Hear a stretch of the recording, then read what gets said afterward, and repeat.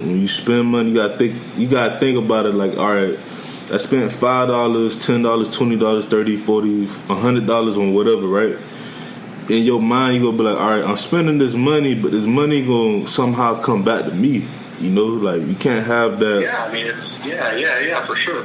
You support a certain industry, and then all of a sudden, the ads and stuff that are on those industries, those businesses will be, people will go to those businesses more, and it's cyclical, And it's just like journalism got hit hard. A lot of really good people, a lot of really good journalists lost their jobs because they couldn't sustain this free model. Right. And Cleveland.com is still free to this day, but if you go to Cleveland.com, there's a ton of ads because it's the only possible ways they can monetize all the traffic they're getting. So it's just a matter of whether or not the company that you work for thinks that the free model can sustain itself. But, we're not talking about a lot of money here either. I mean, we're talking about, $3 or $4 a month. And people are paying for Netflix, and people are paying for Hulu. They're paying for Apple Music. I mean, every single way that people entertain themselves is something that people have to pay for. So why wouldn't you pay to read about your favorite sports teams? It's all part of the same, entertainment industry, right? Exactly, yeah. And people understand too, like $5, $10 a month for these companies, it do add up, And like, I like how,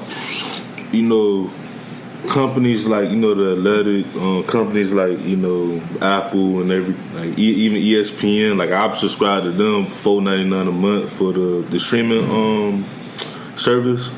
It's people understand, like, it's a beautiful thing. Like, you're not paying that much every month, and also you guys, like I said before, like, for you to pay this $5, $10, $6 a month, like, you're receiving better quality, because that's something that they don't understand either, especially in the media. Like, the more money that you give to these companies, the more, like, the quality get better, the more, like, they create these small documentaries and everything.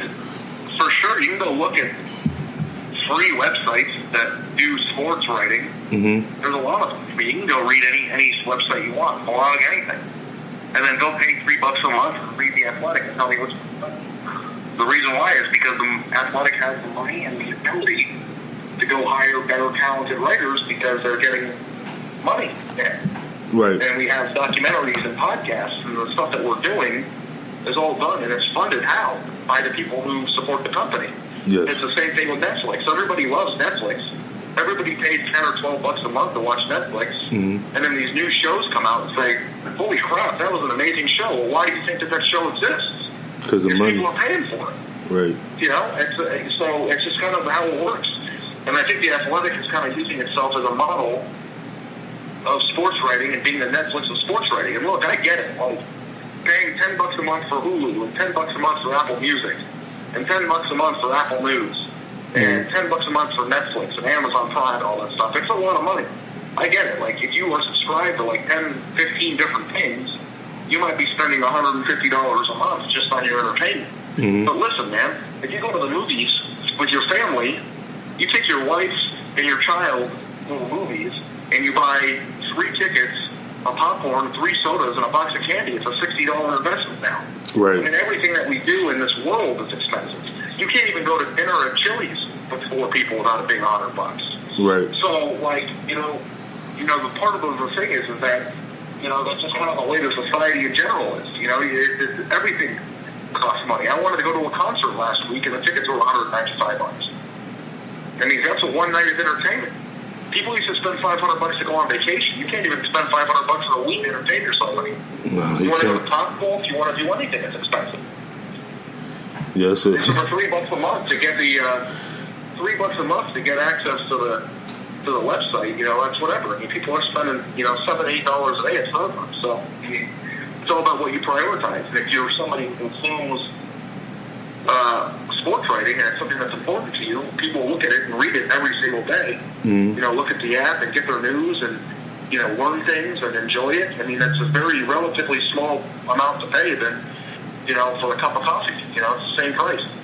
Right, because even with my podcast, like, I don't care how I get my information. Like, before we started recording, like I said, like, I do my research.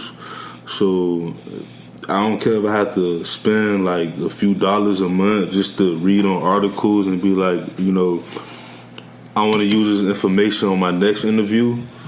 You know, you got to spend that money, but guess what? You get to have like a great, you know, conversation, a great interview, like how we are having right now, and it's helping me bringing more fans to my podcast, but also it's helping both parties, you know, because a lot of people may not know about the Atlantic, you know, the Athletic, but now they do because it's a growing company, you know, so. Yeah, they spent a ton of money advertising. It was a startup company. I mean, they spent millions and millions and millions of dollars designing the app and, you know, reaching out to people and advertising and all the stuff that goes into creating a business. You know, but, you know, for us, you know, part of my job is to do radio interviews and podcasts and stuff. So, you know, I don't mind coming on it and kind of explaining what we do and how we do it. And, you know, if it brings one person to read it, then, you know, that's great. And if it doesn't, that's great too. I mean, we're all kind of in the same world together. And, you know, if you have a half an hour to spare for somebody, then just do it. You know, what's going to happen? You know? Right. Only good things can happen. Nothing bad can. Right. And I have about a couple more questions before we, you know, we end the podcast. What challenges do you have for up and coming journalists? What challenges? I'm sorry. What advices do you have for up and coming journalists? Whether it's like the different challenges in the media, like what advices do you have for them? Work, and work for nothing. I mean, when I was in college, I was the sports editor, or one of the assistant sports editor of the student newspaper. I worked at the local newspaper doing high school sports. I had an internship at MLB.com, and I had an internship at Rivals.com, all of which paid me zero. I made no money. And, you know, it's about getting your name out there and working hard. And the truth is that most college journalists suck at it. I sucked at it. Everybody sucks at it at that age. But you got to do everything you can to practice and practice and practice. And you have to be willing to know that you're not going to make any money in the first few years. You're not going to make any money in college doing it. You're not going to make any money in your first job. My first job, I made $18,000 a year before tax. I had to have a second job just to support myself. My parents had to give me a few $100 a month so I could make my rent. You know, and there aren't a lot of jobs right now in this industry. And part of the reason why is for the reasons that we were just talking about. You know, there aren't a lot of, you know, opportunities because newspapers are kind of on the way down because of all this advertising stuff. So if you really love it and you really want it to be your life, you know, just like everything, you know, it's a competitive industry. You got to work hard. You got to pay your dues. And you got to reach out to people as much as you can to, you know, get advice, to learn, to take criticism, you know, all that stuff. I mean, when I was a kid, I made no money. I didn't think that I was going to be able to make it in the industry, but I just kept working hard. I kept trying to get better.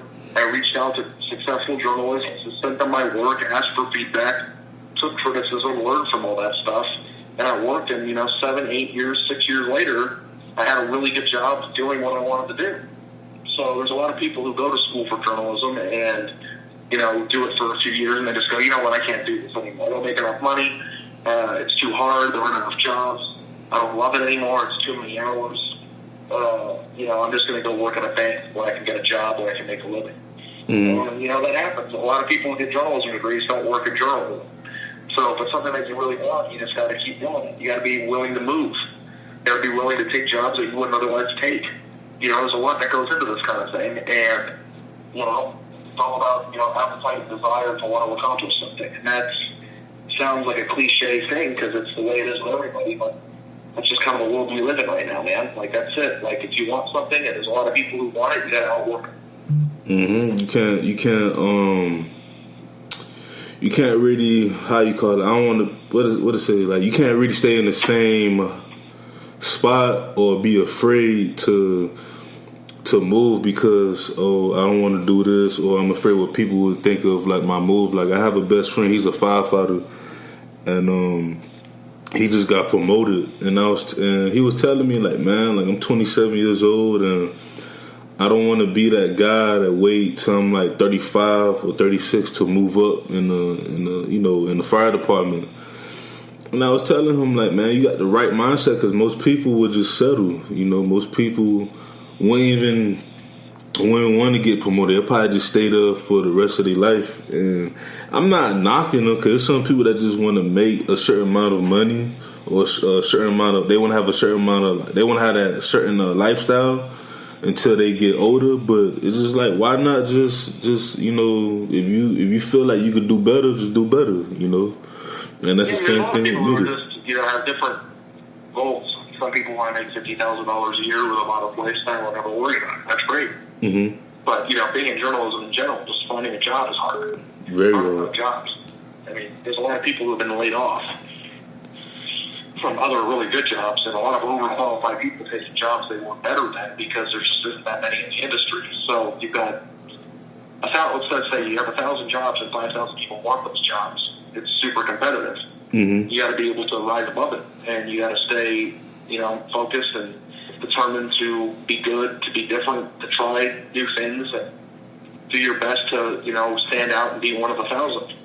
Right. And as a media person, as a journalist, give me your top 5 moments, in your career so far, in your 10-year career as a journalist. Yeah, that's hard. Because the thing that people have to understand is, when you're a journalist, you're not a fan of the team. Mm-hmm. If you're a good journalist, you're not supposed to be a fan of the team. Right. So, you can't just say, well, Ohio State won the national championship in 2014. That was one of the best moments ever. Mm-hmm. Because I don't care if they win or lose. But, being at the national championship game, I remember probably my top moment was, being in the press box. I was in AT&T Stadium in Dallas for the Cowboys play.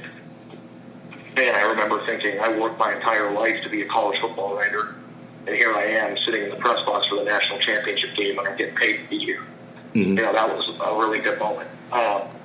When Gene Smith, Ohio State athletic director, called me out for breaking the news on Ryan Day's taking over for Urban Meyer, that was a nice moment. But getting hired at the Athletic and taking the risk of working at a company that not that many people had heard of yet, and leading a major publication was a top 5 moment.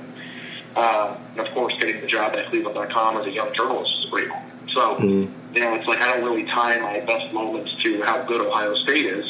I tie my best moments to kind of the things that I've achieved in the industry, and that's a few of them there. But that's kind of a tough question. Yeah, I always get that from everyone, because like they say, there's so many great moments, especially in any industry, and you can't really have a top 5 moment. But I always ask people that, because some people do, some people just they just tell they few moments that they have and stuff like that. So. But that's what's up. And the last question is, where do you see yourself 5 to 10 years from now? I hope to be a national college football writer at the Athletic. I think that when I joined this company, I had a vision that this was going to be a place that I worked at for a long time. And that was the first time in my entire life I thought that, hey, I'm going to take a journalism job, but I'm going to keep it for a really long time.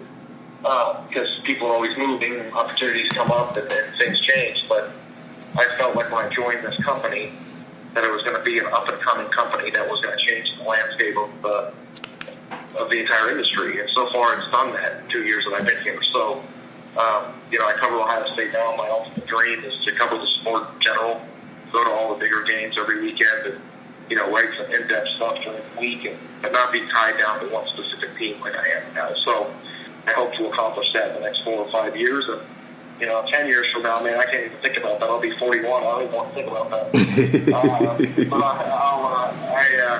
just hope that wherever it is, I've progressed and continue to reap the benefits from the hard work that I put into this industry and this job. That's what's up, man. Like I always tell every guest, don't forget about me. If anything, whatever you have going on, you can always reach out and everything. And Do you have any recognitions before we end the podcast? Any shout outs? No, I think I'm good. Shout out to The Athletic, right? Like, Tony, if you like sports writing,